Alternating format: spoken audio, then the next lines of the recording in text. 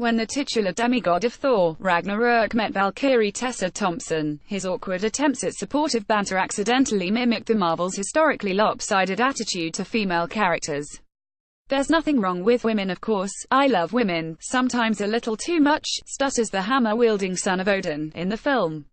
Not in a creepy way, just more of a respectful appreciation. "I think it's great, there's an elite force of women. It's about time." For all the billions of dollars amassed by Marvel Studios over the past decade, they're still not entirely sure what their female characters are for. Over here, Black Panther and his female general Okoye Danai Gurira make for a fearsome pairing. Over there, the introduction of Black Widow Scarlett Johansson to Tony Stark Robert Downey Jr. makes for a UAL harassment suit. Paul Rudd and Evangeline Lilly in Ant-Man and the Wasp "It's about damn time" is also the last line spoken by Hope Van Dyne aka the Wasp in Marvel's 2015 hit, Ant-Man. It's a sentiment echoed by Evangeline Lilly, the Canadian actor who plays Wasp, the first titular female Marvel hero, albeit alongside Paul Rudd as the joint headliner of Ant-Man and the Wasp. "I was asked by a journalist one time, 'Do you think we're making a mountain out of a molehill?' says Lilly. And I've honestly asked myself the same question. We've had Scarlet Witch and Black Widow. The women in Black Panther were all fierce and amazing. But the truth is this is Marvel's 20th film. And in 20 films they've never had a female's name in the title. They are such a cultural powerhouse. All over the world. Everybody knows and sees those movies. And we're so susceptible to unconscious messages. You can be as loving and supportive of a woman as you want, but if you put her in the backseat, then that's the message you're putting out there. That's the message that little boys and girls will internalize. So I don't think we're making a mountain put of a molehill. Being a female superhero is extremely important. My hat goes off to the producers at Marvel for coming to that place 2 or 3 years before the Me Too and Time's Up conversation. Hannah John Carmen as the villainous ghost in Ant-Man and the Wasp. Marvel does, nonetheless, look to have arrived a little late to the party. A Black Widow standalone adventure was first mooted in 2002. Since then any number of new boys have enjoyed solo outings, Iron Man and Thor have racked up trilogies, and Jessica Jones has, according to Netflix Vice President of Product Innovation Todd Yellon, become the most popular Marvel superhero on the service. Meanwhile, DC, Marvel's primary rivals, beat them to the punch with last year's $821.9 million grossing Wonder Woman, with director Patty Jenkins at the helm. The first female headliner at Marvel is still something to cheer about, insist the filmmakers. That was the single most exciting thing about being able to do another Ant-Man movie, says Peyton Reed, who directed the original film and Ant-Man and the Wasp. That's what we had set up in the first film. Hope was clearly the more capable hero, but her father had sidelined her because he was being overprotective. I grew up reading those comics, and I always thought of Ant-Man and Wasp as a duo. So to me there was a responsibility on many levels. Evangeline and I worked closely together from the very beginning about all aspects of the character. She had very clear ideas about what she wanted Hope to be. She didn't want to be a male construct. She didn't want a big fight scene with perfect hair and nails. Evangeline Lilly and Paul Rudd on the set of Ant-Man and the Wasp. Photo, Ben Rothstein, courtesy of Marvel Studios. I just think it's really cool being in the first movie with a female superhero in the title, says Paul Rudd, who co-wrote Ant-Man and its sequel. I also think that Hope is really better suited for the job than my character. It's the family business for her. She's good at it. It's the morning after the Parisian premiere of Ant-Man et la Guêpe. In a few hours France will lift the World Cup. Lily, a lifelong francophone, is in chipper form. She wasn't expecting any of this. After Lost made her a TV star for 6 years, she quit acting altogether to focus on motherhood and writing. The author of the children's book The Squirkawonkas. I really hated fame, she says. I'm normally a really happy person. But I spent 6 years doing a show, where for 12 hours a day, 6 to 9 months a year, I was angsty and crying and screaming and running from a smoke monster and blowing up my father. It was nothing but horrible emotions. I am not a trained actor. I don't have a bag of tricks. I just go there. It required a call from Peter Jackson to bring her out of retirement. I was still bedridden after the birth of my son, she says. But I really wanted to do it. The Hobbit was my favorite book when I was 13.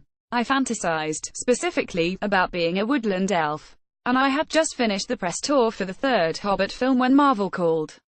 Before the current tentpole, the Marvel Cinematic Universe was not exactly known for its diversity. The 38-year-old has subsequently maintained an impressive degree of creative control over her Marvel superheroine. When I first arrived on the set of the new movie, the stunt team had already been working on the fight scenes, she says. And I came in and I watched the mock-ups. And I was horrified. I said, she can't fight like that.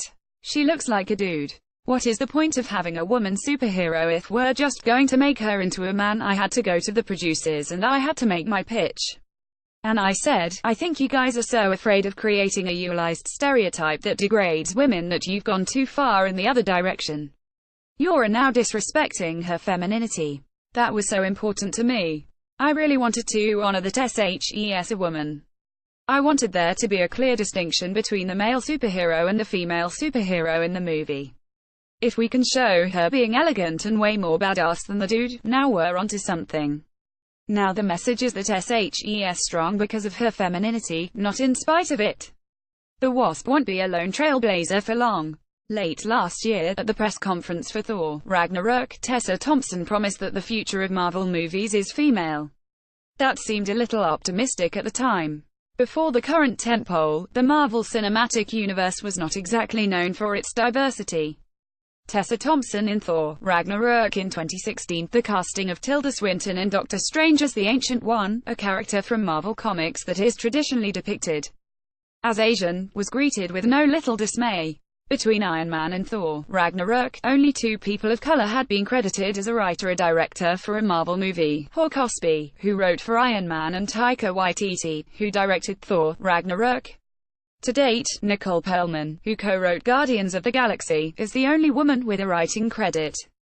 But things are changing. Last month, at the Producers Guild's 10th annual conference produced by Marvel Studios, President Kevin Feige declared that many future Marvel movies would have female directors.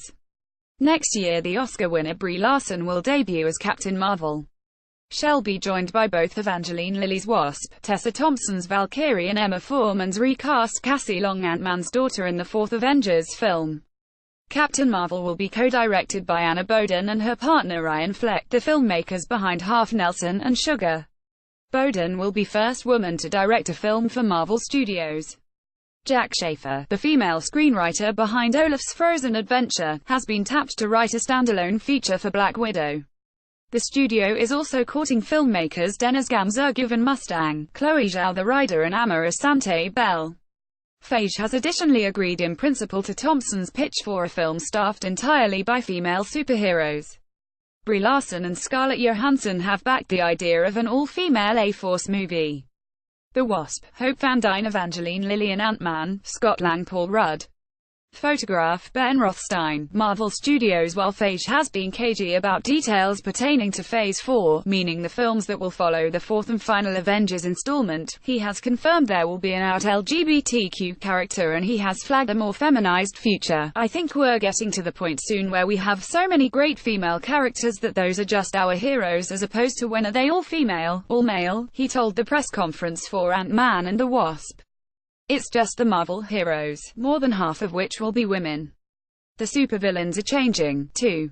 In Ant-Man and the Wasp, Scott Lang, Paul Rudd is still under house arrest sentence, having aided Captain America in Civil War.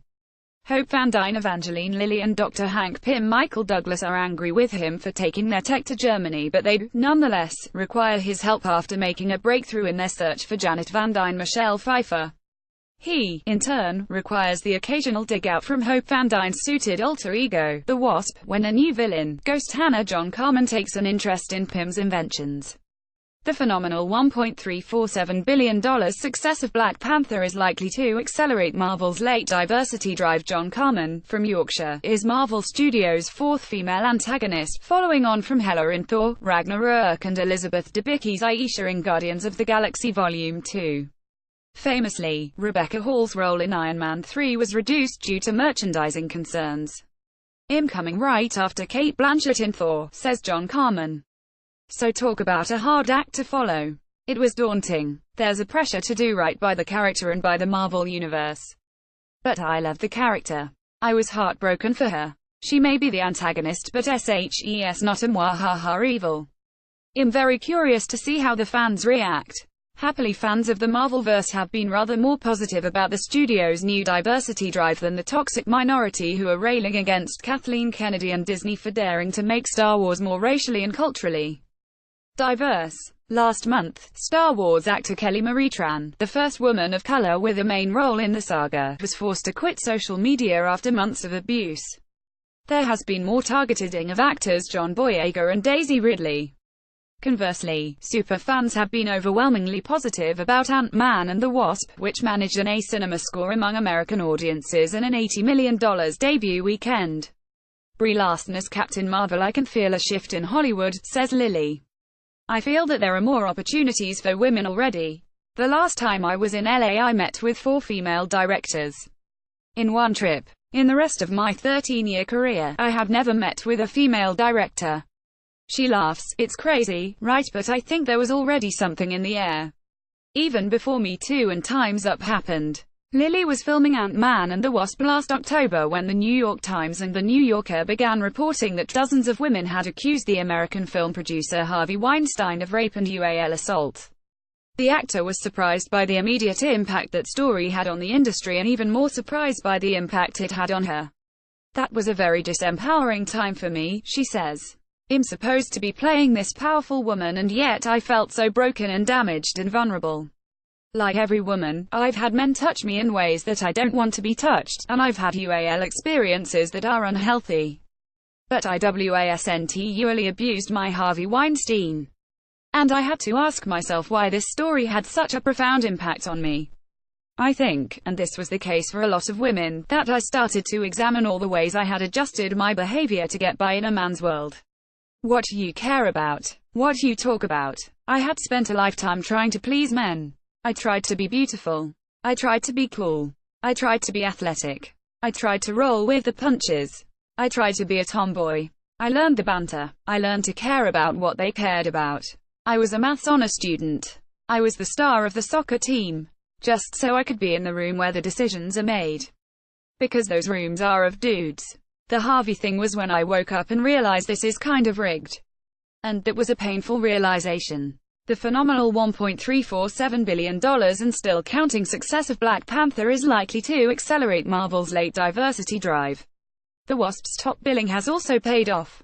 Over its opening weekend in the US, Ant-Man and the Wasp drew 8.3 million people to cinemas, compared with the 6.9 million who went to see the original in July 2015. It's about damn time, as Hope Van Dyne has it. Ant-Man and the Wasp opens August 2nd.